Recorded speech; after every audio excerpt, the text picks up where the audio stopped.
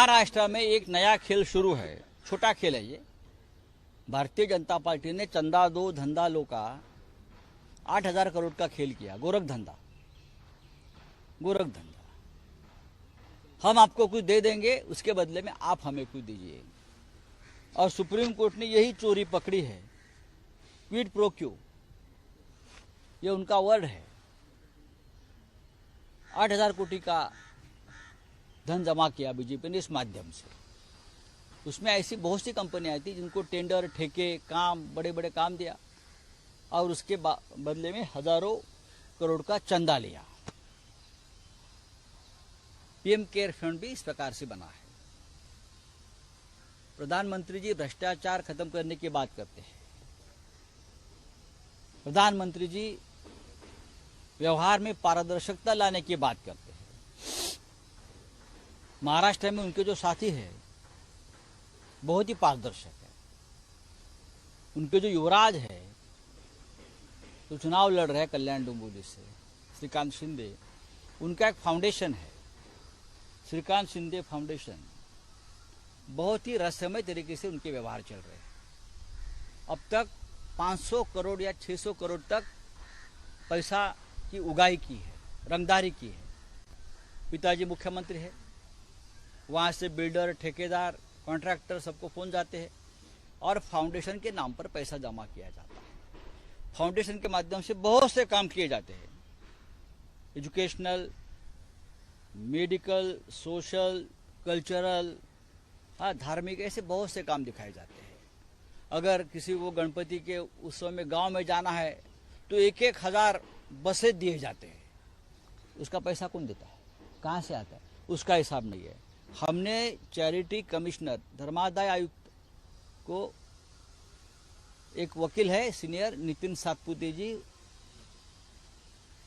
उसने इंफॉर्मेशन मांगी है कि क्या है व्यवहार, क्या है, ऑडिट किया है नहीं, क्या नहीं किया है, बैलेंस शीट क्या है, इस फाउंडेशन को कौन कौन पैसा देता है। लेकिन धर्मादाय आयुक्त, चैरिटेबल कमिश्नर, चैरिटी कमिश्नर उस बारे में कोई जानकारी देने को तैयार नहीं है। लेकिन हमारे पास जानकारी है। जो बड़े बड़े एडवर्टाइजमेंट ये लोगों ने दिए हैं कि हमने उसको फलाना फलाना को 1 करोड़ मदद किया, उनको 50 लाख, उनको 100 लाख, 1 करोड़ का व्यवहार उस कागज पे दिखता है। लेकिन बैलेंस शीट अगर देखें उनकी तो 40 लाख से ऊपर उनका हिसाब नहीं जाता है। तो ये करोड़ों करोड़ रुपए है, वो किसने भुगतान किया है, किस माध्यम से किया है। जैसे ये लोग जो है बड़े बड़े एंटरटेनमेंट शो करते हैं फाउंडेशन के माध्यम से, और उनके जो कलाकार है उनकी जो रॉयल्टी, उनका मानधन होता है, वो भी लाखों लाखों करोड़ रुपया होता है, मैंने देखा है। तो उनको ये पैसा कौन दे रहा है? वो बड़े बड़े पेंडॉल, एसी पेंडॉल्स है, हाँ, और भी व्यवस्था है, बड़े बड़े उनका ऑर्केस्ट्रा होता है, बड़े बड़े गायक होते हैं, कलाकार आते हैं, लाखों करोड़ों उनकी विदागी होते हैं। फिर ये पैसा कहाँ से जाता है, किस माध्यम से जाता है, कहाँ से भुगतान होता है, ये जानकारी धर्मादाय आयुक्त यानी चैरिटेबल ट्रस्ट देने को तैयार नहीं। उसका मतलब है ये सीधा सीधा 2 नंबर का पैसा है। उसका मतलब है ये सीधा सीधा ब्लैक मनी है, ये मनी लॉन्ड्रिंग है, ये रंगदारी है, ये वसूली है। क्योंकि आपके पिताजी मुख्यमंत्री है और आप उनके बेटे हैं। तो मैंने प्रधानमंत्री जी को लिखा है, आप तो पारदर्शिता की बात करते हो, आप भ्रष्टाचार खत्म करने की बात करते हो, लेकिन महाराष्ट्र में ये जो चल रहा है घोटाला, ये बहुत छोटा घोटाला है और बड़े बड़े घोटाले अभी सामने आएंगे, देखिए आज 2-3 दिन में। तो हमने ये कहा प्रधानमंत्री जी, एक देखिए आपका बहुत बड़ा स्वप्न है भ्रष्टाचार खत्म करने का, लेकिन आपके लोग क्या कर रहे हैं। बस इतना ही हमारी एक मांग है। और क्या है, अमित शाह काल बोलले आहेत, आम्ही शिवसेना फोडली नाही। हाँ, कुछ लोग ज्वाइन कर रहे हैं, आपकी पार्टी शिवसेना और एनसीपी पार्टी ज्वाइन की है।